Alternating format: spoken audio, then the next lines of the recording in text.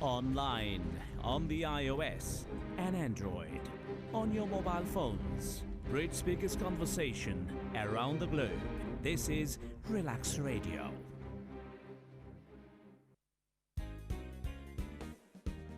It's time for a show on Relaks Radio. It talks about me and you. It's time for a show on Relaks Radio. It talks about me and you.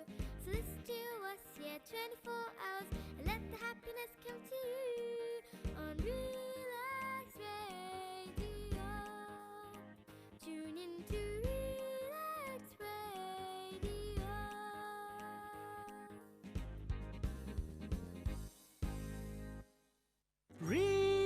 Relax Radio.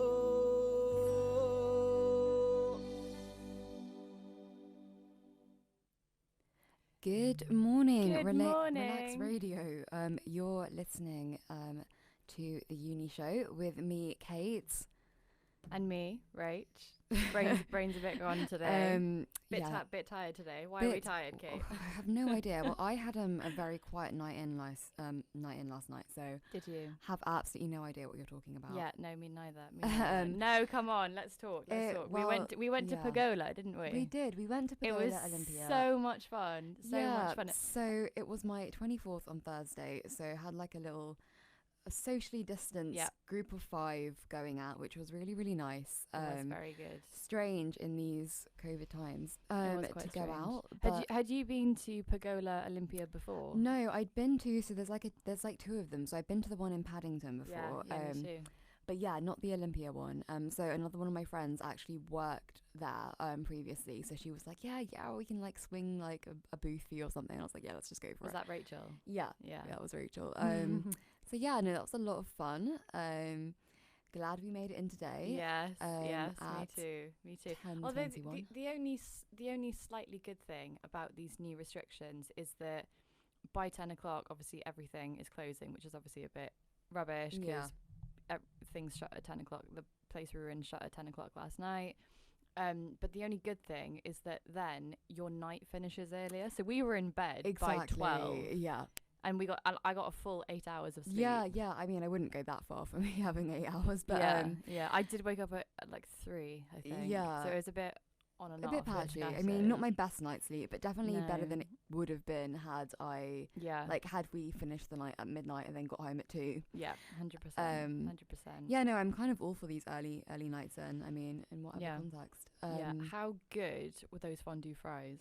Did you have any? No, Why didn't you have any? My goodness. I know, it was that classic kind of like, I don't want to sober up too quickly. I know, that's terrible. My That's mother's very probably awful. listening to this. But no, it was really nice. So Rachel ended up like coming out with like a cake from like the back. You guys. Wait, do you mean me? Or Rachel, no. because it was both of us. Oh, wasn't it? babes, thank you so much. Yeah. Yeah, no, it was a very cute night. Yeah, it was really good. In more serious news, like today, the internet is blowing up over the explosion of coronavirus cases in Northumbria. Yeah, Trump has been sent to hospital. Trump has been sent to hospital. Yes, he has been.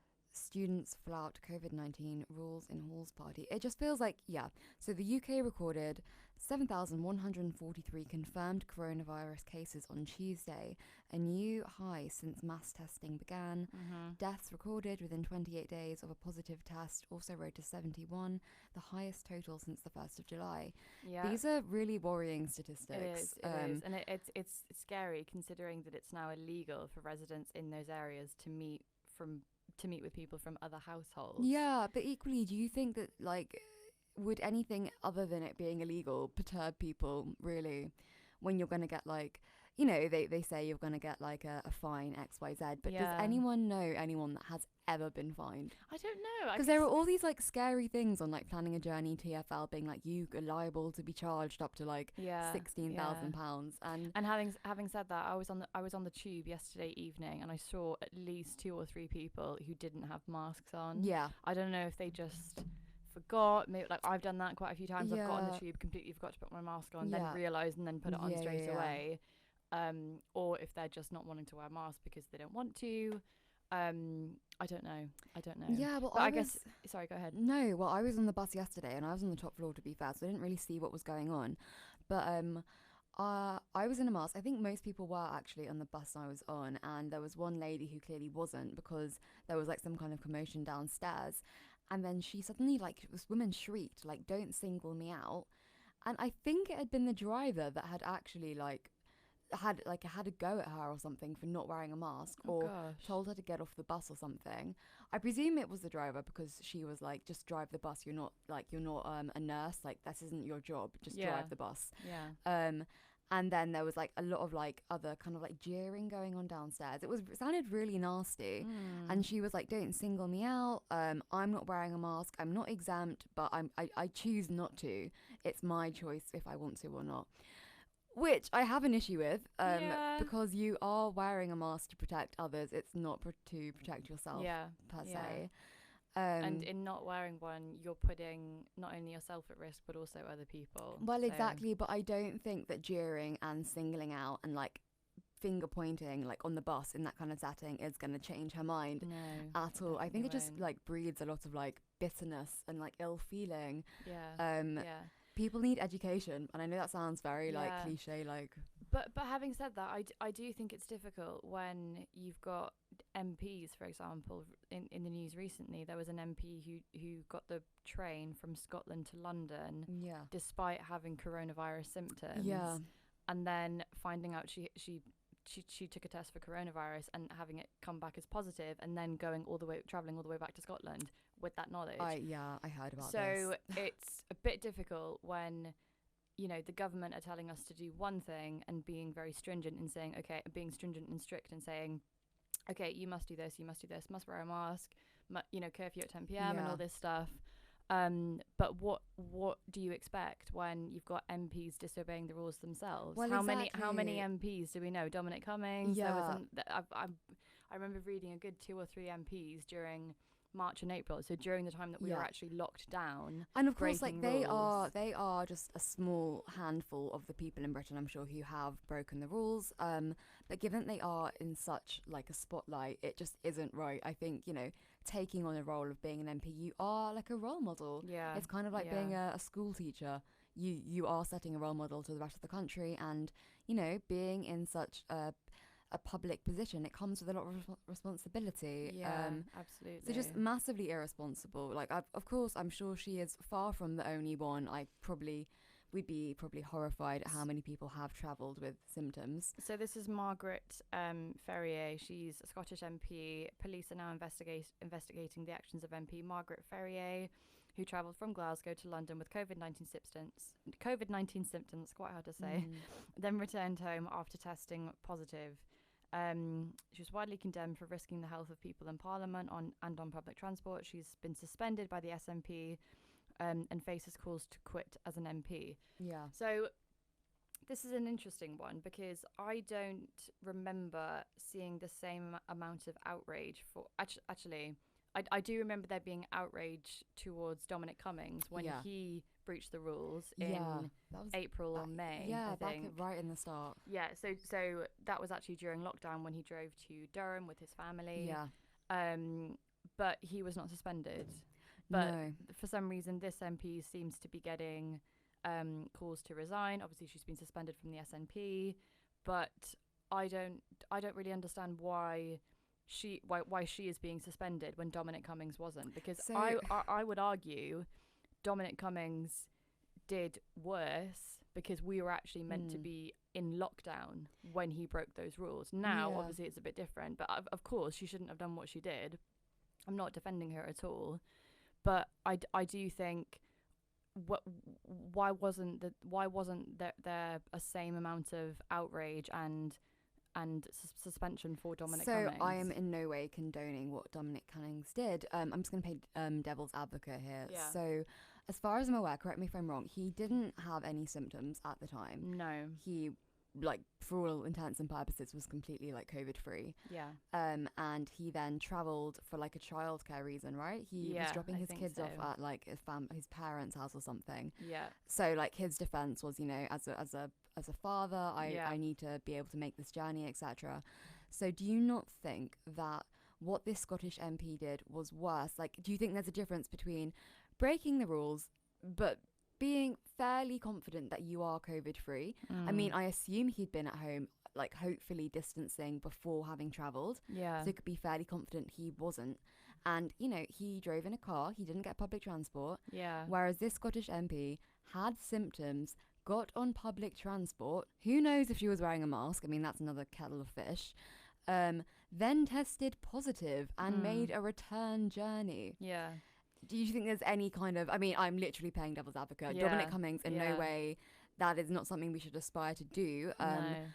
But, you know, if you knew that if you were fairly confident you didn't have the virus, is that in some ways worse? I'm going to play your devil's advocate as well and say the only difference is that this MP did hold her hands up and say, I'm so sorry, I should not have done this. This was a huge, huge mistake. Yeah. Dominic Cummings showed no remorse. He did not apologise. There was a press conference in his garden. And he repeatedly did not apologise. And I think his reaction actually made things worse, because if he'd have owned up and said, I'm really sorry, this was wrong, I had an issue with childcare, I was doing this as a parent, and not the apathetic, indifferent, entitled attitude, quite frankly, which was, you know, I don't apologise kind of thing. Yeah. That, I think, made things a lot worse. And it made things worse because I for think himself, I think more than anyone, really. but also the public, because I think a lot of people saw that press conference held in his garden and then said, okay, well, if this MP is behaving like this, then, you know, I should be allowed to go and do this. I should be, as a parent, I should be allowed to go, you know, drop my kids off here kind of thing. Yeah, of course. So I think, but on the flip side, this MP has apologised. She has held her hands up. And again, I'm not justifying what she did at all, but I do think, there is a slight difference in terms of how they have acted subsequently after. Yeah, I agree with that, but I mistakes. think her apology would be better directed to, you know, it sounds harsh, but the potential families who are going to lose members now. You know, if she has spread the virus inadvertently on some kind of like tube or bus or something like that. Like, I'm sure, you know, God forbid, hopefully it won't come to that. Yeah. But, you know, you've got to kind of like put things in perspective in that sense. Like, everything is such a massive risk and you've got to just kind of weigh it up. Absolutely. And I'm a massive advocate for Bolt. Like, I'm not saying Bolt from Scotland to London, but I mean, she could have done half the journey with like a cab and hopefully being paid enough as an MP to exactly. afford something else. Exactly. Speaking of Bolt, we are going to bolt very, very quickly to a short break, but we will be back with you very shortly, so stay tuned. Relaks Radio.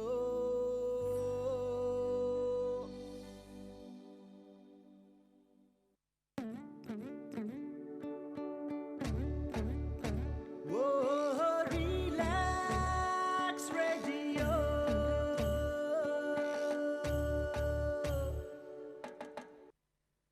আপনি হয়তোবা জানেন না যে radio advertisement is 4 times more powerful than any other media.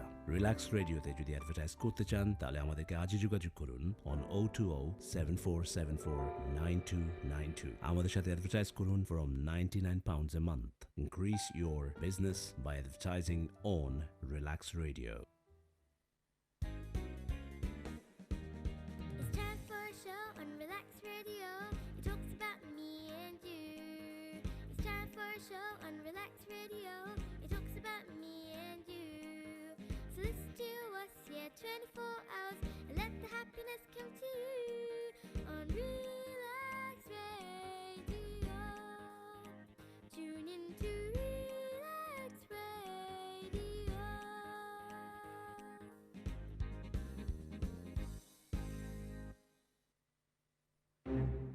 It has been too long. No one has taken the initiative to know who you are and what you do. Well, Relax proudly presents Relax Media to unite and expose all media-related personalities under one umbrella. If you are an artist or maybe you're looking for one, look no further. Log on to www.relaxmedia.com. RELAKS media.com. In return, You get a free webpage and exposure to wider fan appreciation and contacts. Also, optional personal manager. Don't delay. Relax Radio. Welcome back. You are listening to the Uni Show on Relax Radio. Speaking of uni, how bad do you feel for students at the moment? It's such a nightmare. So I Yeah. was literally just looking in Yeah. the break. Hundreds of students at Northumbria University are self-isolating after testing positive for COVID-19.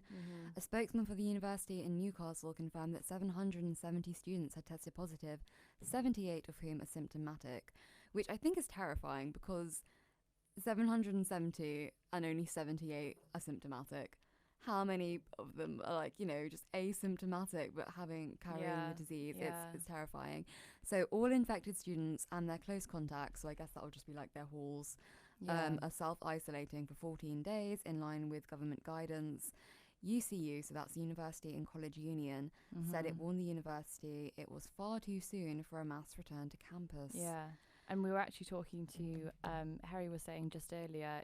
I think he read somewhere that the UCU have said that 40% of unis now have a huge number of cases in universities. Yeah. So I think. Do we think that the main reason for this second wave of coronavirus cases is because of students, and it's because I don't like phrasing it like, well, it's because of the youth. yeah, you know? I feel like we no. get so I'm much not blame. blaming them. I'm just saying, Yeah. is this a potential reason? Because obviously The people, mass return. yeah, people are all people from all different backgrounds are all coming into contact with each other. They're staying in halls, and this is why there is an increase in the number of cases, 100%. along with other reasons such as kids going back to school, people Yeah. going back to work. Yeah. It's not the only reason, but It's is not, it? but it's like it's just too obvious to ignore, really, the fact Yeah. that they're now like bunging in a whole load of like youths together who Youths. like, youths who, let's be honest, are like not probably isolating or not like going out into halls and having like a good time and Yeah. partying. Yeah. But having said that, I don't think. I mean, again, I do think youths, as in students. I feel very are- old today, Roach. Yeah, I do as well. But I do feel they're slightly misrepresented in the media and stuff, because they are painted out to be these crazy party animals who Yeah. are arrogant and that they don't think they can contract. I don't think that's true. I think there are plenty of sensible, well-minded, smart, considerate individual students who do respect the rules and who do what they're supposed to do, and who aren't going to. I mean, obviously there are some who are going to flout the rules and just go out and do whatever they want to, but I Yeah. do think it's unfair to assume that all students are disobedient, No, wild, that's crazy such a valid party point, animals. But, it only takes one, unfortunately. You Yeah. know, if you're a flat of five and five of you are being careful, and one of you goes out and is like sleeping with like X, Y, and Z in like block B, and then comes back, No one does that, surely. I mean, I'm not speaking from experience, obviously, but but yeah, no, it is a shame because it does just only take one or two to like really Yeah. set things off. Yeah. I really do feel for students in their first year of uni at the moment to be starting uni in these mad, crazy times is just, I really do feel for them. I Yeah. really do. And I was having this conversation with someone recently, actually. I do feel like the coronavirus pandemic is it's going to divide university experiences into before and after, because Yeah. even in a year's time, in 2 years' time, who knows where we'll be. I do think coronavirus is still going to be impacting us in a year's time, in 2 years' time. Unfortunately, I think you're probably right. Yeah, so I do think it's for university in particular, it's going to have a huge impact. I mean, it's had a huge impact on pretty much everything at the Yeah, moment. But with absolutely. university and schools also in particular, the effect it's going to have on schools is going to be massive. Yeah, and I think a lot of people are just kind of finding the whole like working from home and like Zoom calls, etc., just like a lot easier to manage. Yeah. I mean, I cannot vouch for that because the amount of technical difficulties I've had to experience on my tutor side this week. My university is squashed now into 2 days on Monday and Tuesdays.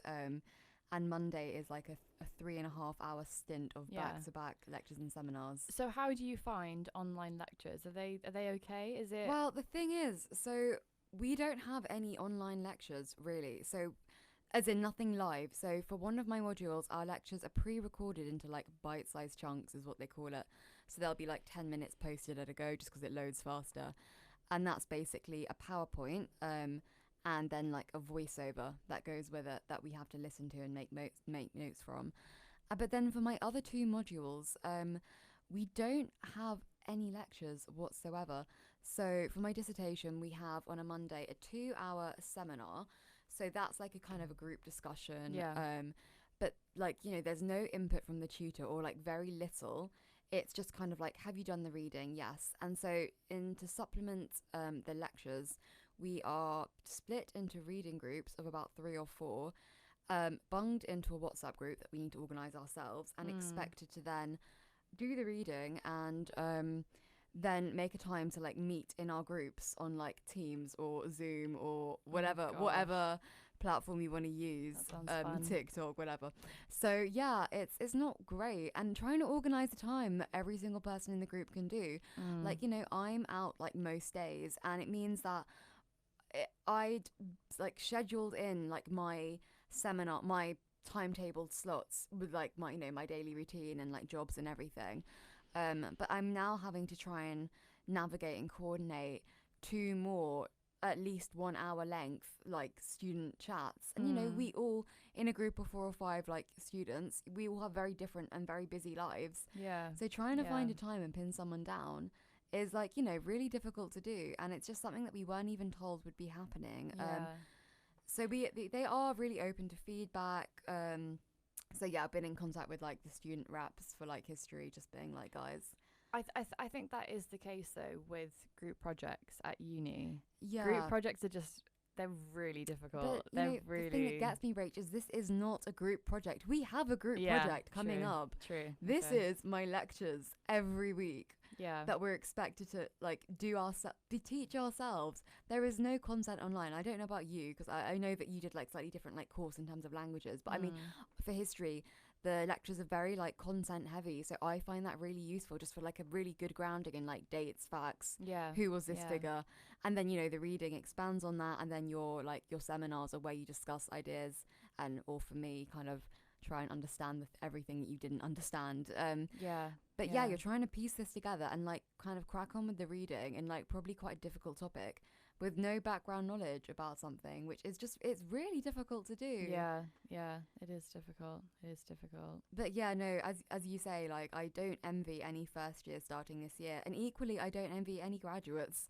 I think if I could be in any year, I'd probably pick the one I'm in now, given that or being a first or second year now, a second or third year now, I think is probably the best of a bad situation. Exactly. You've kind of either got a very disrupted start to your degree or like a weird fizzling out of like everything ending. But then you never know, even though, you know, it started on this very, very strange, unusual note, you don't know where it's going to end up, if that makes sense. So even though it's starting weird and strange, it can kind of only get better in a sense. I like this half-glass full attitude. Please instill this in me. Well, I kind of think, you know, you kind of have to tell yourself, okay, things are bleak and depressing at the moment, but I've got another 3 years of this. I've got another 2 years of this kind of thing. So I think, obviously, like, it's easy for me to say as a dinosaur who has been through university and stuff. Like, it's easy for me to say to a first year at the moment, okay, you've got 2-3 years ahead of you. Like, just don't worry about it. Like, just go, like, do what you can. Make the most of it. Yeah, make the most of it. Try your best, and just tell yourself this is not permanent. Yeah. Which hopefully it isn't. Like, like any situation you find yourself in when you're at uni, whether it's, you know, you're really struggling with the workload, you're having personal problems, you're having a bit of trouble with relationships. Yeah. That's a fun one. You kind of just have to tell yourself, okay, this is like, there's a really good quote actually. What is it? This situation is not my permanent destination, or something like that. That's nice. So, but again, I do think it takes, a bit of, a bit of maturing and a bit of age, a bit of life experience to have that perspective. I think when you're 18, you probably don't have that perspective because you don't have that knowledge. But you're just kind of thrown in the deep end. Yeah, but I do think you kind of have to tell yourself, okay, this is the situation. You've just got to get on with it, make the most of it. Just do your best, like do what you can, and just tell yourself it's not going to be like this forever.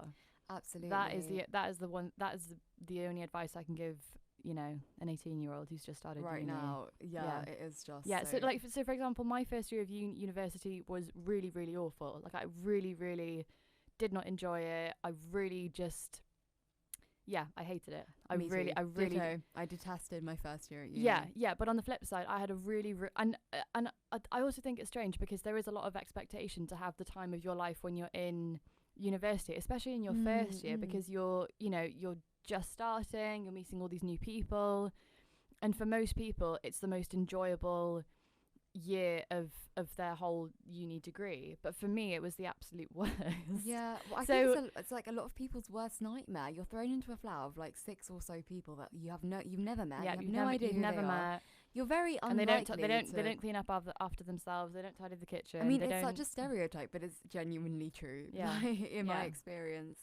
Yeah, but on the flip side, I had a really, really awful first year of uni, but the subsequent 3 years were absolutely brilliant and fantastic. Like my second year, I was so much happier and things were so much better. Yeah, was that like for housing wise? Yeah, because I know that it, like for me that made such a big difference. It was kind of like my flat when I was in Leeds, who like they were all lovely, but just we weren't probably like the same kind of people. They were like 100%. massive party animals.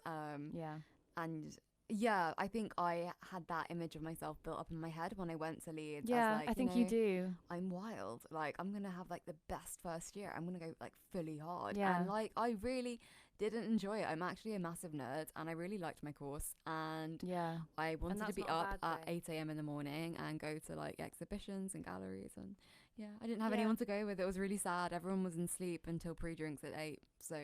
Yeah.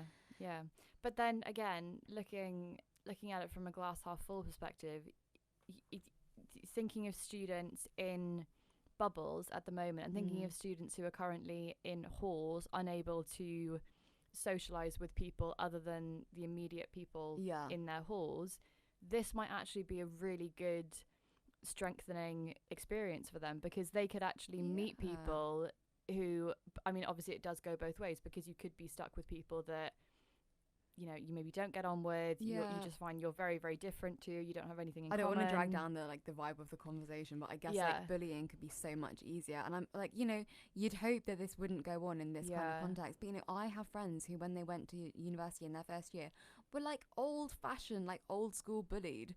It was horrible. That's really not and nice. like I was really shocked by that, because I kind of just, when I went to uni, I didn't experience anything like that. And maybe I was just lucky, but you would hope that you've grown out of it somewhat. At 18, 19, you are an adult. But like really nasty stuff, like very like sly kind of hiding items of clothing, and like banging on doors and like swearing and just like really abusive stuff. Well, anywho. Yeah, you'd hope not. As you say, it could be a massively strengthening. Yeah, like, we're trying to be positive here, Kate. Hopefully there are no first years listening to this in their halls quaking in fear now of their I think, but having said that, even though your friend was very unfortunate to experience that, there is so much help for you when you're at university. That there's, people, there's advisors that you can talk to, there are counselling services. So I think, if you are having an issue, talk to someone, because that like the services that we had at Queen Mary, they've only strengthened in over the years. They've only got better. They've been so brilliant. Yeah, they really have this been. Pandemic, Exactly. And like even for you on like a not on like a mental health side of things, but like I know that you, when applying for your master's last year, Yeah. were like still in contact with the university, who Yeah. was still giving you help with your like dissertation and Oh, like yes. your Oh, yes. submission and the application process, and that's absolutely amazing. Yeah. So yeah. I spoke to the careers advisor at QM last week or the week before, who remembers you Of course she and does. sends you her love. I was there literally every single week. I love it. Of I love of it. my It's a bit final of year. me. It's a bit of me. I was there every single week. Like, I don't know what to do with my life. Can Yeah. you tell me? help me, please? direct me. Like, give me a quiz. A BuzzFeed quiz must tell me like my Yeah. future. Yeah, but I think we should say that is not just, not to downplay the services at Queen Mary, because they are absolutely brilliant, and we love Andrea Cox. We should give her a shout out. Massive, She's massive absolutely shout brilliant, out. as are many of the people who work there. Yeah. But that is the case with most universities. Well, hopefully it's the case with most universities. Most universities do have a really fantastic career services department, and even once you've left university, the careers department stays open to you for, I think it's up to 2 years after you've graduated. Yeah.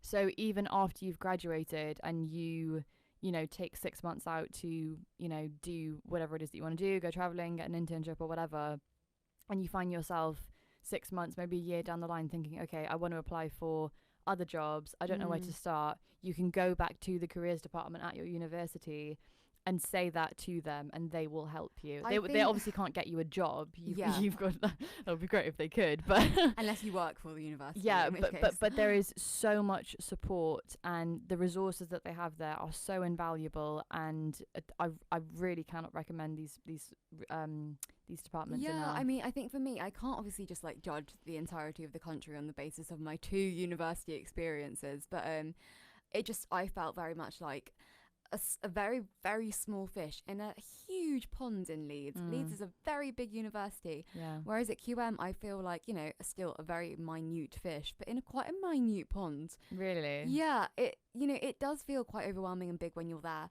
Yeah, But, like- especially when you come to London as well. If you're not from yeah, London. I can imagine. But like Leeds, Rach, honestly, it was vast, and there are like halls everywhere, and Yeah. Leeds didn't, like, they have great services. You have to go and access them yourself, which it is the case at most unis. But I know for me at QM, I was like, you know, not bombarded. That's not like the right, in a positive sense, bombarded with emails from them about like the mental health support at uni and like the disability and dyslexia service, which I'm a part of, and like various other services, Yeah. careers advice, etc.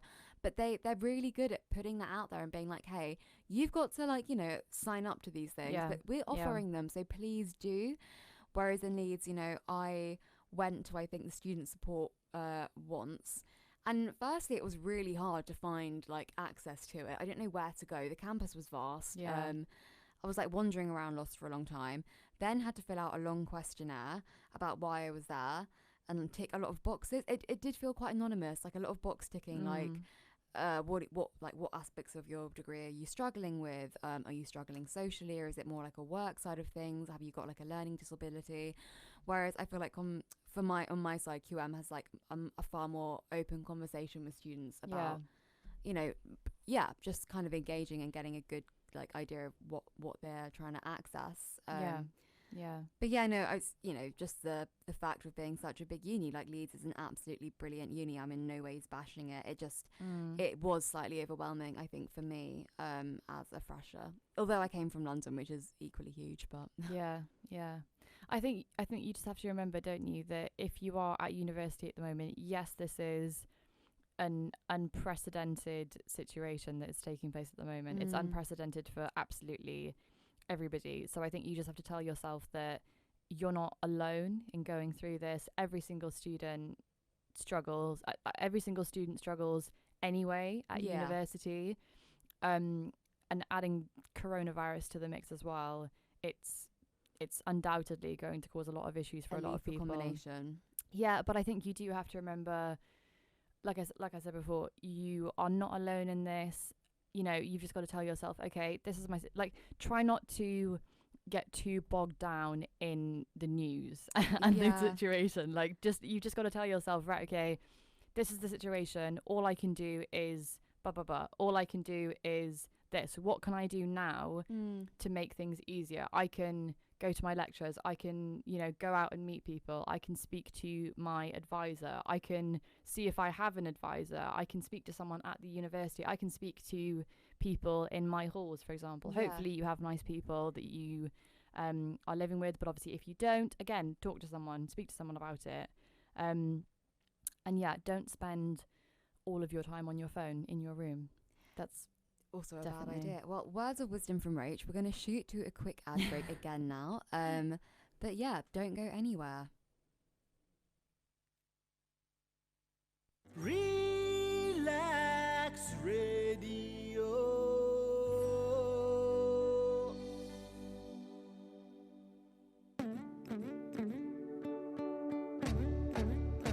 Whoa, Relax Radio.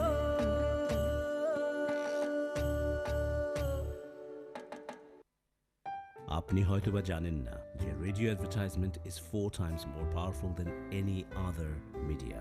Relax রেডিওতে যদি advertise করতে চান তাহলে আমাদেরকে আজই যোগাযোগ করুন on 020-7474-9292. আমাদের সাথে অ্যাডভার্টাইজ করুন from £99 a month. Increase your business by advertising on Relax Radio. It's time for a show on Relax Radio. It talks about me and you. It's time for a show on Relax Radio. It talks about me and you. So listen to us, 24 hours, and let the happiness come to you on Relax Radio. Tune in to Relax Radio.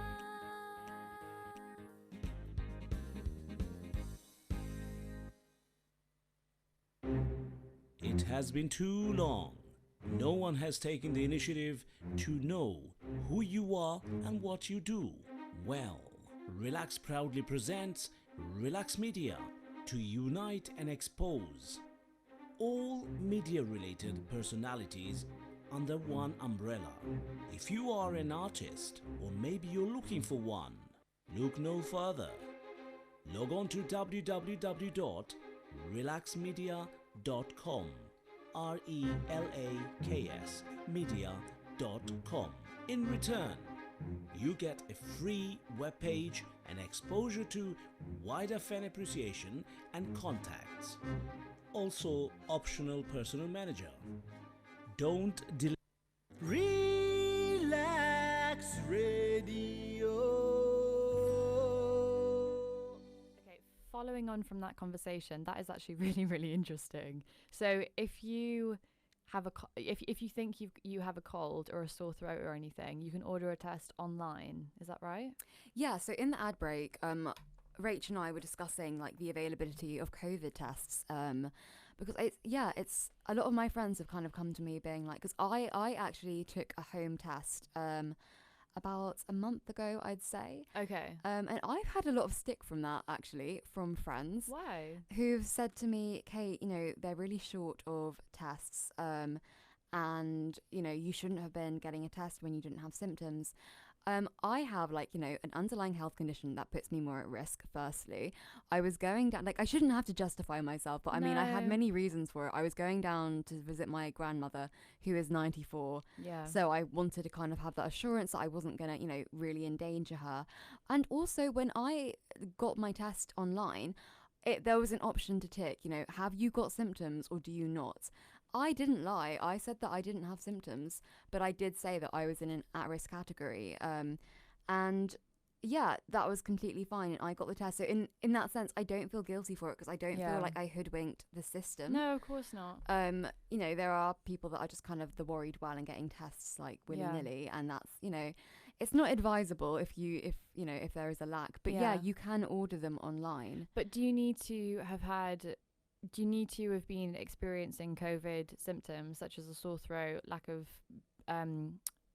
being able to smell or sense anything? Well, again, for me, I did this in August, but I didn't, and I said that I didn't online. Okay. There wasn't, you had to select either one of the two options, like, do you have symptoms or not? Yes or no? No, Okay. exactly. And like, I can only presume that they might take age into account, because as like we saw in that article, only 78 of the 770 students tested like were symptomatic that tested positive. So perhaps if you're like, you know, under 25, they might be slightly more lenient with the test, because you very easily could have COVID and maybe be asymptomatic.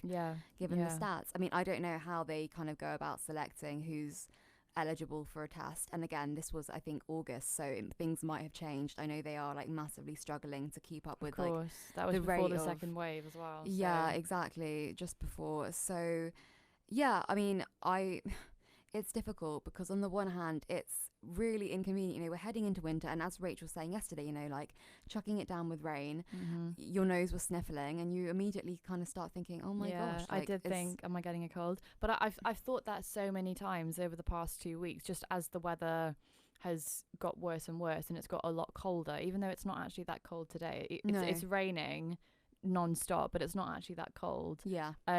But when we had cold weather like last weekend, I think it was, I kind of went out, and then I was on the tube going somewhere, and I remember thinking, oh gosh, I've got a bit of a sniffy nose, I hope I'm not getting ill. But I do think that's happened to a couple of colleagues of mine, like one of their children has got a bit of a cold. And now everyone is getting a bit on edge, because obviously it's a cold. It's that time of year when everyone gets a cold. It's nothing to worry about usually, but obviously throwing corona into the mix, it does make things a bit like a bit do more you suddenly difficult. need to isolate for like 14 days just because of this. And like, you know, bless her, my mum like every year does tend to get like a really bad cold. Like she gets really affected by the weather changes. And you know, normally that's really horrible for her, but like it doesn't necessarily affect me in terms of my like ability to go out. But you know, if she does come down with a cold this year, will I then need to isolate with her, which is fine, but you know, it just adds an extra dimension and like a slight complication to things. Did you have to pay for the coronavirus test? No, NHS, absolutely free. Okay. It wasn't you know, the test that told you had it in the past. It was literally just like, do you have it right now in this moment. I think the other one, it was that. And what did you have to do, just swabs or? Yeah, so it was a swab. There was a swab like in the inside of your nose and then the back of your throat. And then there's like, it's very easy to follow. There's like a little video on YouTube with like a doctor who goes through like the swabbing process. Very handy. So does that do you then send that off, or does it tell you then and there on the spot whether no you have it? Then you need to so it's all very time sensitive. So if you do it on the day, you need to then post it ASAP because it needs to go. So you need to be doing it before like 5 p.m, the last post collection.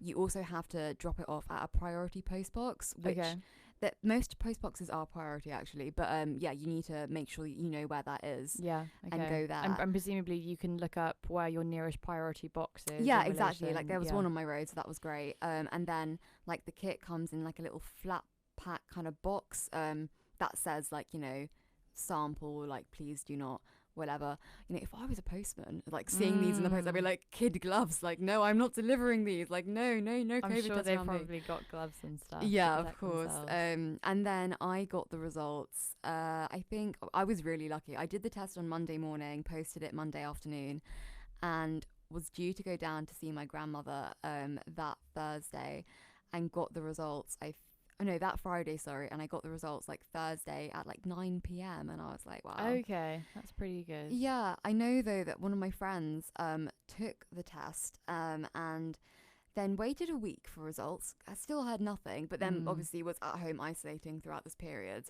And then like rang them up and was like, hey, like I haven't had any results back, but I've heard that it's meant to be, you know, 3 or 4 days. And they were like, sorry to interrupt, there is a number that you can call to say, you know, I haven't had my results. Yeah, I mean, I think there was like, if you go on the NHS site, there is a whole section on like contacting like the COVID hotline, whatever. And she put in her reference number, and they were like, yeah, we're really sorry, we've lost it. Oh no. And she was like, well, you know, I have just had to isolate for 7 days. They were like, well, isolate for another 7 unless you want to do another test. And she was like, well, there's no point in ordering a test now when it's only another more 7 days to go. I'll probably get out of quarantine 1 day early. So then she just had to kind of isolate for the full 14 days. Oh gosh, that's a bit of a nightmare. Yeah, you'd hope they don't lose tests too often. I mean, I'm sure they don't. I'm sure it was very I'm sure that rare was probably case. just a one-off. Definitely. Well, on that note, I think that concludes today's show. Yeah, I well, think yeah, I think so. we've done a good round, a good 45-minute stint. Yes, exactly, exactly. And Bringing in my 24th year in style with Relax Yes. Radio. Exactly. And Also, I think it's worth saying on air that massive thank you and shout out to my mum for making me a Relax Radio birthday cake. yes. Which Oh, that was was amazing. absolutely incredible. A lot of thought went into it. So yeah, Yes. thanks, Mum. It was Thank massively you, Sue. appreciated. Massively appreciated. Yes. Really, really awesome. Yeah. So you've been listening to the Uni Show on your Saturday morning. I can't believe it's only Saturday. I know. It feels like it's been a long weekend. Yes. Well, we will be back again next week. Yes. I'll be Yes. there. I mean, I have no plans. Yes. as I it know. I stands. was away last week, but I think I should be here. Well, next it's been week. lovely to have you back. Yes, Rach. it feels good back to be in back. action. Absolutely. And we will see you again bright and early next Saturday morning. But Probably in the meantime, even brighter and earlier than it was today. oh God, hopefully not. Hopefully drier though. In the meantime, stay safe and well, and take care.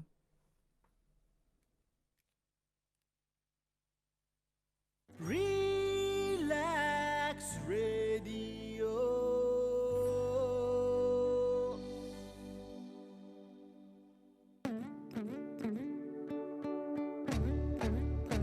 Whoa, Relax Radio.